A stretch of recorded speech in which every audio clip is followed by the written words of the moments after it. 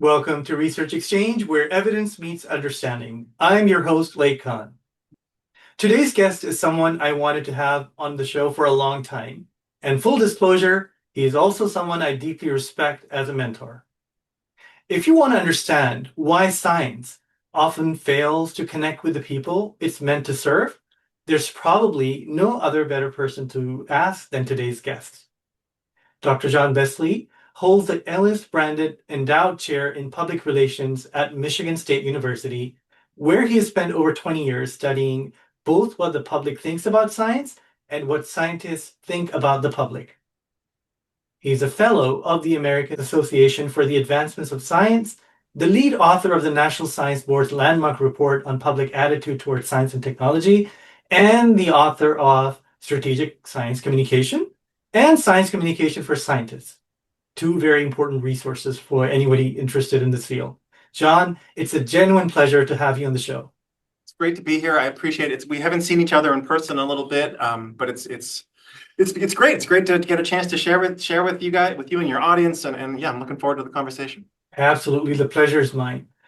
So I want to start at the beginning, because your path into the field has a quality that I find genuinely compelling. And here's why. So before Cornell, before the research career, you were a policy analyst at Environment Canada. Actually, this is where the room where the decisions get made. So that brings in very unique insights. I'm curious, how did that experience on the practitioner side shape the way you think about the gap between what the researchers find and what actually gets used in the field? Yeah, and I should say I was a very junior policy analyst. I was the guy carrying the binder. I was helping people who were making decisions. But I got to see some really cool stuff, and it was an interesting time for international environmental policy back when I was doing that. And yeah, and so it was so it really even started before. So I did my master's in public policy because I thought I wanted to be a journalist covering environmental issues. I'm like, oh, I'm going to get some expertise in public policy, but I really liked it, it turned out. And so the journalism industry was tricky, and so I found myself working for Environment Canada. And one of the sort of the things that happens when you're working at Environment Canada, your friends and neighbors are like, well, why aren't we doing more on environmental issues? And my sense was we'd be happy to do more on environmental issues if there was more public pressure. And I started in my role, I started to have a little bit of opportunities to talk about, public opinion about science. And I just got really interested in this idea of how does the public think about science, environmental issues. And for whatever reason, I had this former professor who knew somebody at Cornell, and things happened, and like, oh, now I'm on an email exchange with folks at Cornell, and Cornell's only 4 hours from Ottawa by car. Like, oh, I'll pop down there by car.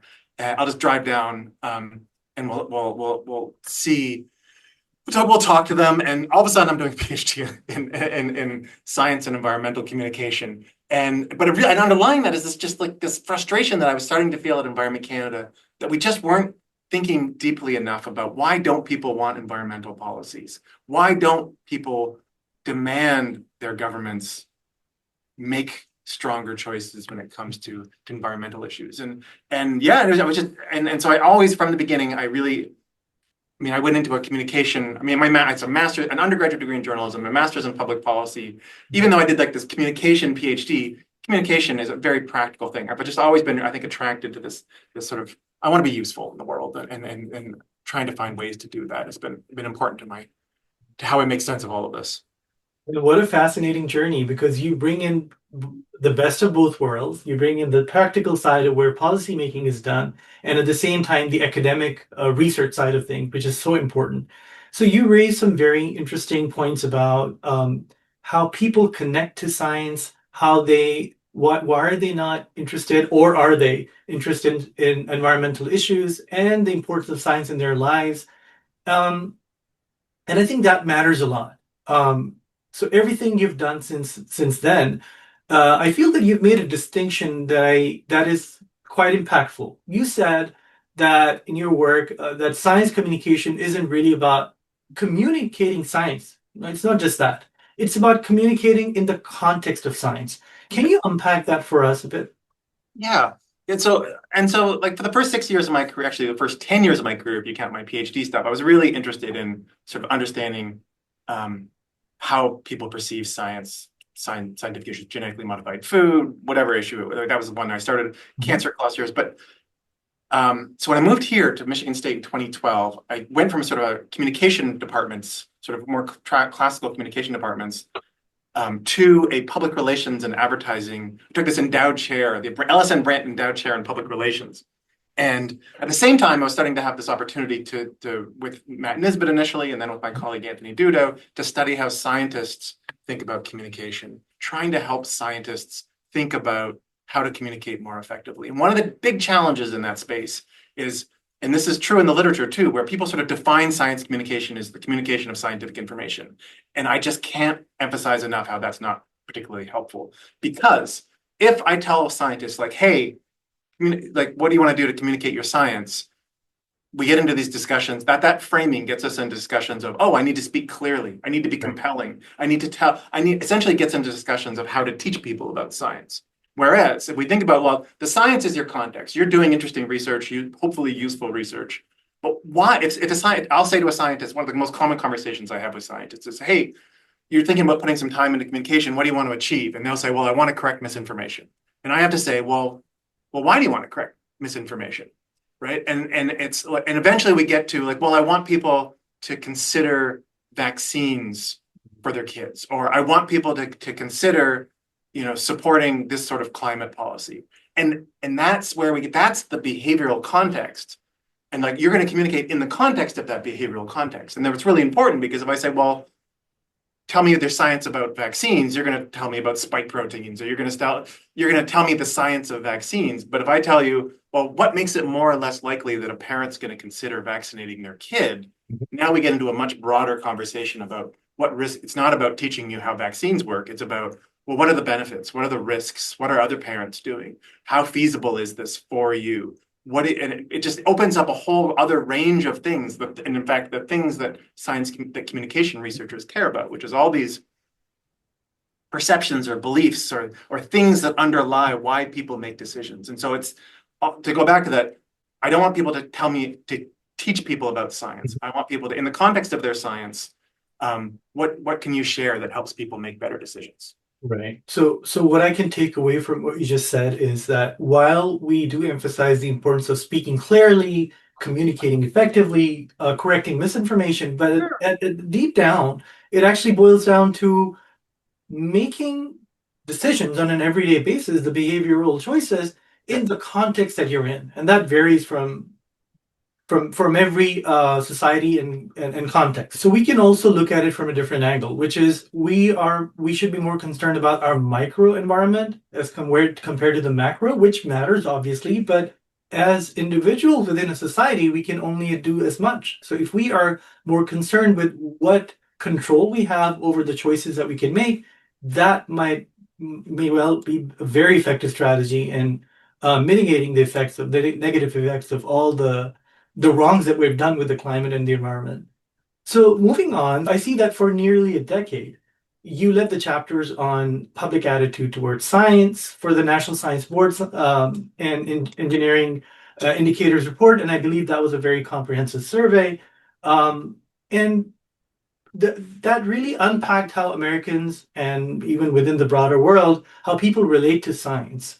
So after all those years and all that data, what's the single biggest thing that we can learn from that research and those surveys? Yeah, people like science and they want it in their lives. I mean, fundamentally, that's the core of it, right? So there's all this discussion in society that there's a war on science. People don't like science. People don't like scientists. We had a rough couple of years, but broadly, generally, people know that science is a great way to make choices, and they want scientists involved in societal decision making. They want scientists to do research that's helpful. They want to make choices that are consistent with science. Even the people who somebody might say, oh, they're anti-science. They're trying to use science to there's lots of challenges right now in the scientific community, and there's people who are saying things that are demonstrably untrue and saying it in the name of science.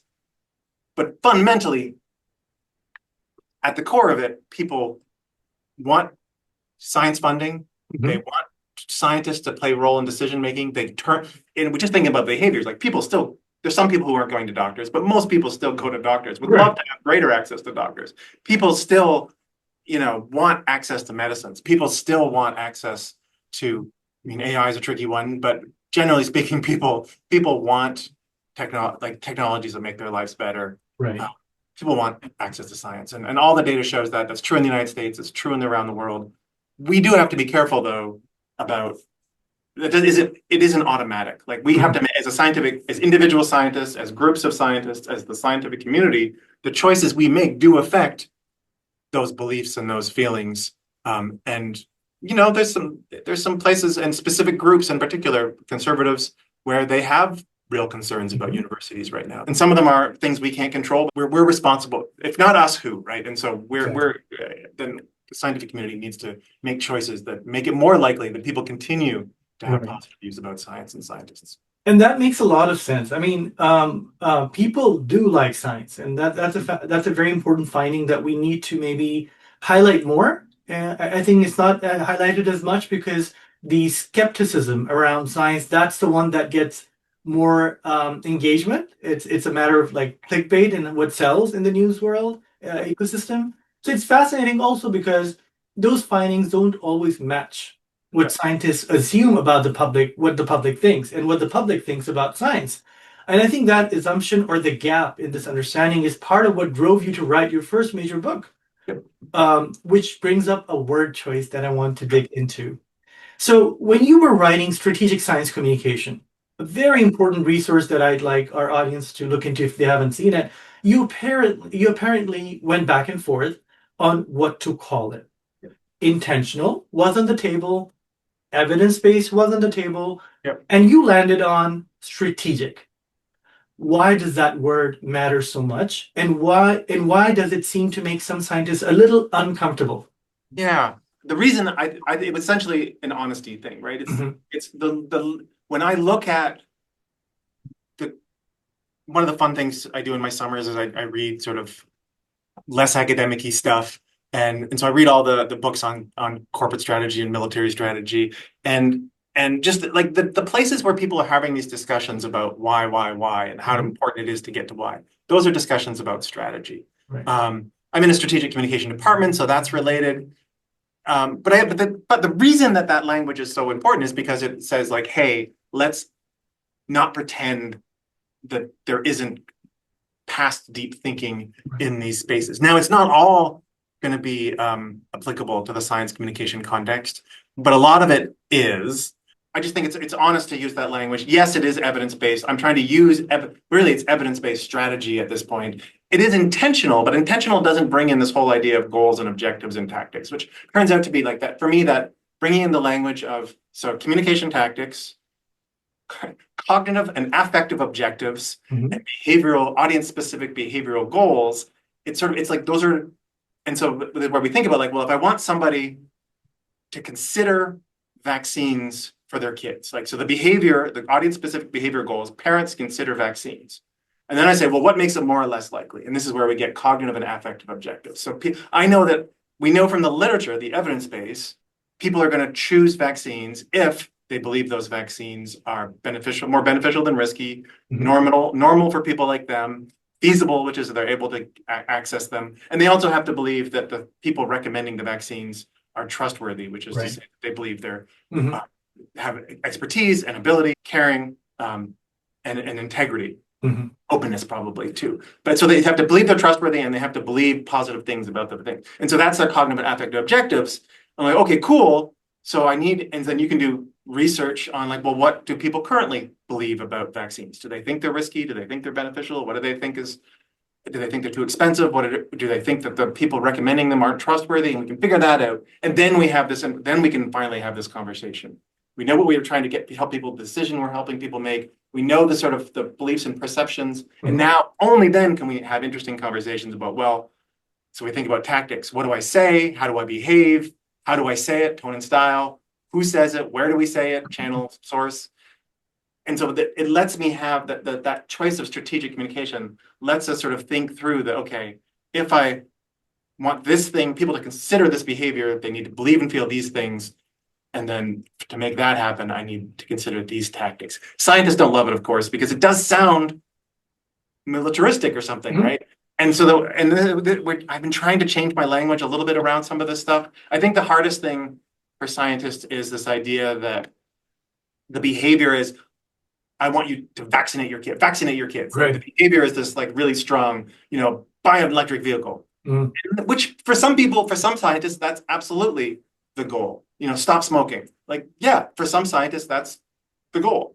But in a lot of other cases, we can equally think of the goal as being, I want people to consider the science in the context of your decision about vaccination. Mhm. Goals don't have to be do this thing. They can be consider this thing in the context, which goes back to our early Mhm. in the context. But having that strategy language lets us have those sort of longer term conversations. It lets us have conversations about, hey, communication organizations or scientific organizations, do you have a communication and engagement strategy?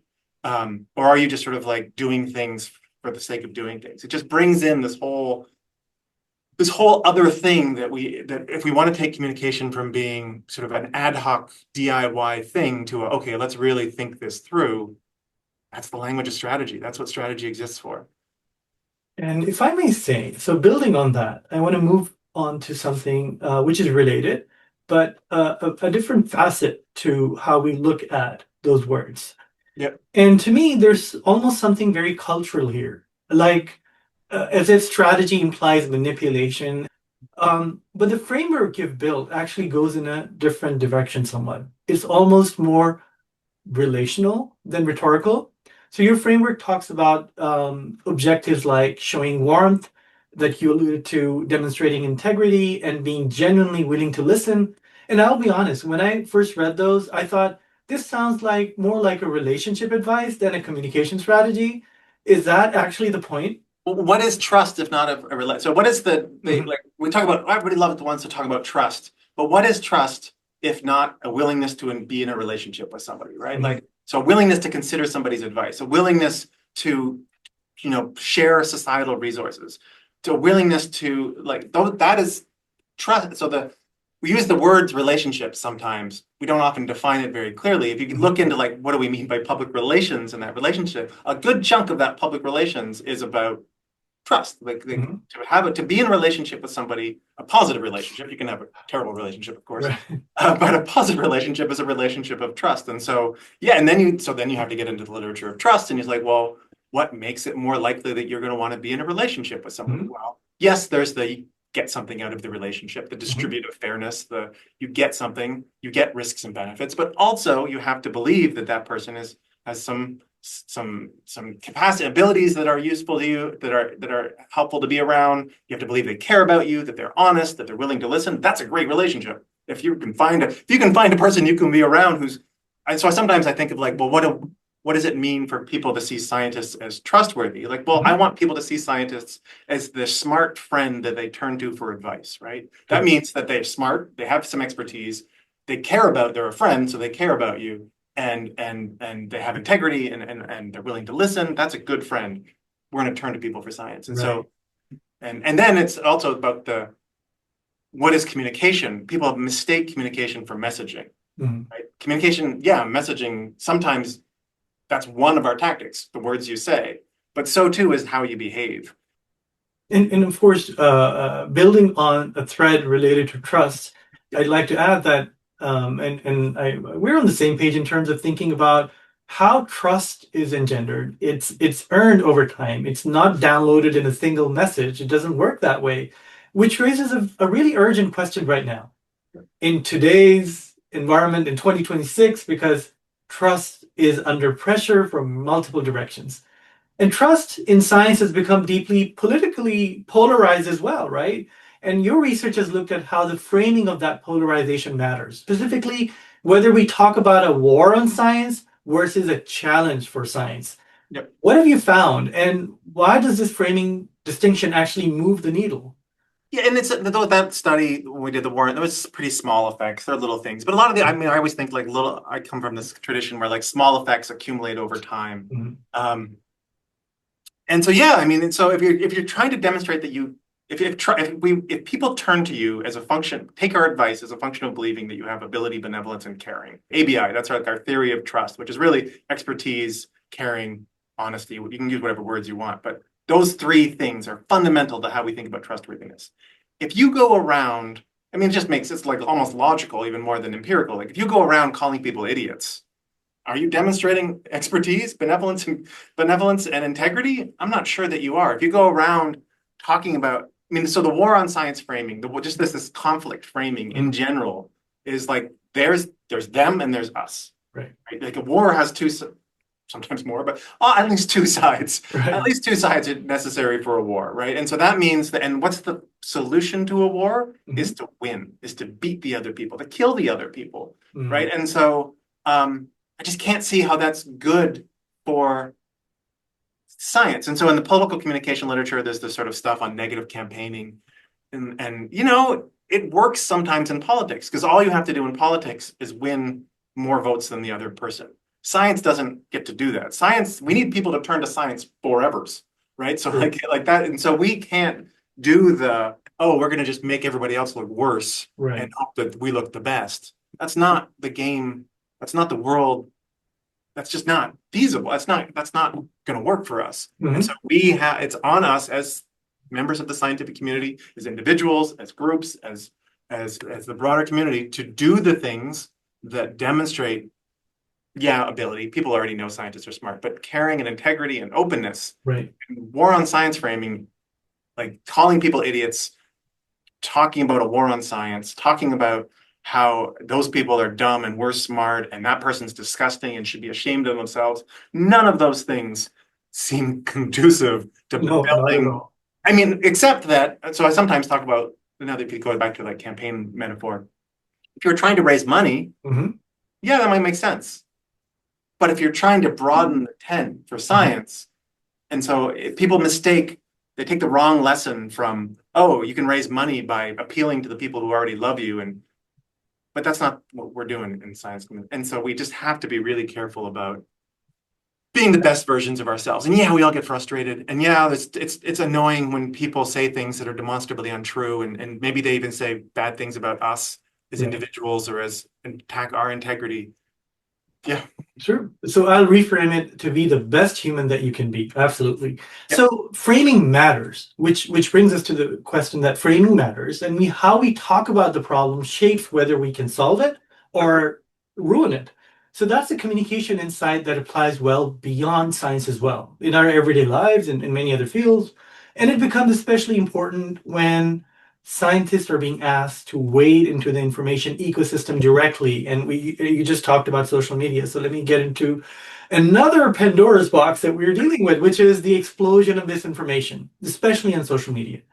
How should scientists think about their role in an environment, especially when we also factor in the role of AI and the AI-generated content that's all around us? And that makes me wonder, what is the future of all this? How are we going to be dealing with this? So is spending time correcting falsehoods actually a good use of their time and energy? Or is there a better place to put that effort? So this is where we go back to goals, right? And so is your goal to correct misinformation? Like, no. It might be that given your goal, there's some misinformation in the world that needs to be addressed. But we need to focus on the things we want to achieve, not necessarily playing defense. As a society, and this is where you get into all these level things, right? Individual scientists don't need to should not probably be going out there self-deputizing, vigilante going out on the internet correcting misinformation. In their families, it may be like there's ways to think about, that might make sense in some sort of individual cases but even then, that's not the point, isn't to correct misinformation. The point is to help people make good decisions. In cases where incorrect information is getting in the way of people making good decisions, we need what can we do? We can provide good information. We can provide accurate information. Now, we get into broader issues of as a community of science, or even as a national community, we need to be figuring out ways to deal with bot farms that are creating But that's not individual scientists who are going to deal with bot farms in Russia creating anti-climate messages that are intentionally meant to be divisive, or genetically modified food messages that are intentionally meant to be. That's not the role of individual scientists. And so a lot of actually, and it's interesting that one of the things that I've changed in how I think over recent years, I still care about training individual scientists and helping individual scientists think about communication. But what I really think is important now, more than ever, even though there's even less money for it, is how do you help scientists who share goals? Again, you need goals for this. Like, oh, we all agree that we're trying to get people to consider installing a heat pump at their house, or we want people to I keep going back to vaccinations because it's such an easy one, but like we want people to consider electric vehicles, or we want people to consider re-landscaping, to changing how they do their lawn care. We as a group of scientists share this goal. Hey, how can we work together to communicate? And then we pool resources and we can say, okay, well, we're this group of scientists who really care deeply about how people use pesticides in their home garden. And so we're going to and here's some things that we can do some research. Here's what people believe, that some of those things are incorrect. Hey, what's some information we can share that makes it more likely that they believe the benefits, that makes it more likely that they believe that it's feasible to do these things, that makes it more likely that they see those experts as trustworthy. If individual scientists are doing that, I mean, can you imagine if a company was like, all right, everybody who works for the company, you guys are all responsible for communicating on behalf of the company now, right? Like that would be weird. Like, and we're not giving you any advice. Everybody just go do your best, everyone. But just weird, right? So like a professional version of communication is like, hey, we share goals. Let's share resources to help us collectively share to help us achieve our goals. Remembering that goals can be pretty soft. They can be, our goal can be, I want people to consider the science. Even better, our goal can be, hey, we need to figure out how to do better research. And so our goal is to do better research. Our tactic is listening. Like, this is another thing that people, when we get into strategy, is like, no, listening is strategic. Like, you can be an audience for communication. That's a whole nother world of like, people think strategy is one way, but no, nothing more strategic than listening. You can be your own audience for communication, which, but we need people to work together to do that. Exactly. More often and less DIY individual scientists feeling like their responsibility. Scientists. Very important insights. And I think that matters so much today, where communication becomes an even greater responsibility, which we should not be taking lightly. So your latest book, Science Communication for Scientists, it is aimed squarely at, I feel, STEM graduate students. So if you could get senior undergrads, and I think those are our future, right? So they're going to be in our place someday. So if you could get one thing through to every doctoral student before they finish their degree, one insight about communication they absolutely need before they walk out the door, what would it be? One.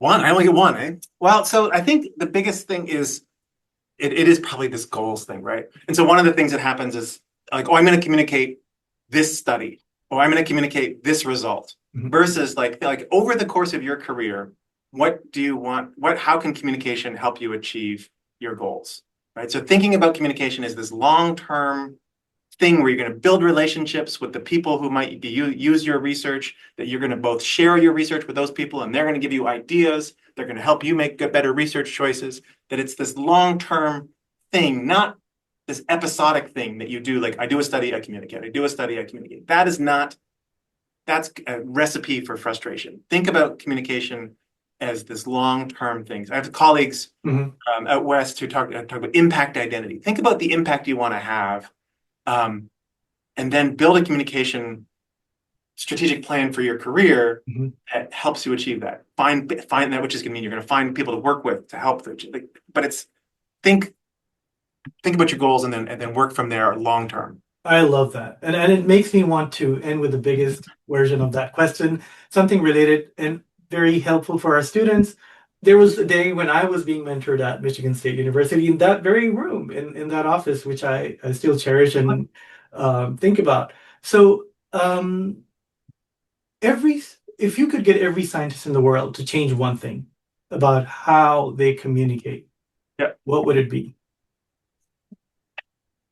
Probably more listening, Mm-hmm. like put a bigger emphasis on making. And so there's a group of scientists who are, it's really like, if you're an astrophysicist, what do you, it's hard, listening's a little trickier, right? But I really want scientists to really think about, and like, what are you trying to achieve in the world, and think about, and that, listening to the other societal actors to make sure that the choice, that you can justify the choices that you're making.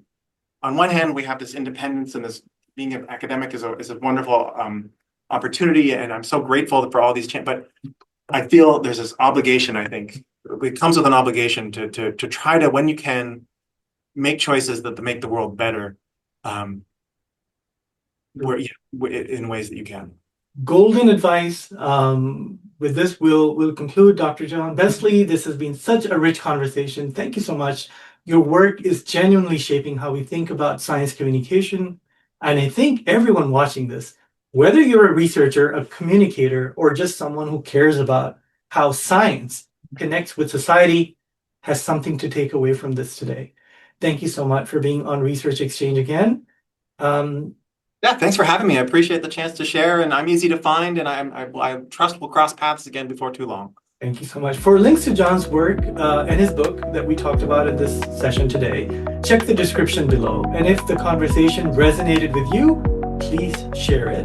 Like, subscribe, engage. This is exactly the kind of evidence-based thinking we need more of right now.